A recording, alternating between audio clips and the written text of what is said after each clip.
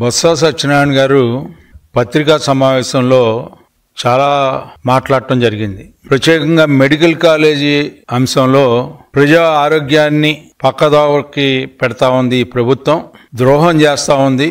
మేము అన్ని కాలేజీల్లో పర్యటించి ప్రజల్లోకి తీసుకువెళ్తాం, ఈ అంశాన్ని ప్రైవేటీకరణని ఆపుతామని చెప్పి ఏదేదో మాట్లాడుతూ ఉన్నారు. మీరు మొన్న జరిగినటువంటి సమావేశంలో, శాసన మండలి సమావేశాల్లో మీరు చాలా స్పష్టంగా ప్రభుత్వం యొక్క వైఖరి అది ప్రైవేటీకరణ కాదు, పీపీపీ అంటే చాలా స్పష్టంగా వివరించడం జరిగింది నేటి వైద్య ఆరోగ్య శాఖ మంత్రి గారి ద్వారా. అయినప్పటికీ చెవులున్నా కూడా, వినపడ్డా కూడా విన్నట్టు, కళ్ళుండి కూడా కబోదుల్లాగా వ్యవహరిస్తున్నట్టుగా సమావేశాల్లో మీకు ఇష్టం లేకపోతే వాకౌట్, అసెంబ్లీ సమావేశాలకి పూర్తిగా మీ నాయకుడు మీ పార్టీ యొక్క ఆలోచనని చెప్పలేక, వివరించలేక మీరు చేసినటువంటి మోసాలు, దగ, వంచన వీటిలన్నింటినీ ప్రశ్నిస్తారేమో అనే భయంతో ఈ రోజున మీరు బతుకుని కొనసాగిస్తూ మీరు మరలా మా మీద మాట్లాడటం అనేది నిజంగా చాలా హాస్యాస్పదంగా ఉంది. జరిగిన శాసన మండలి సమావేశాల్లో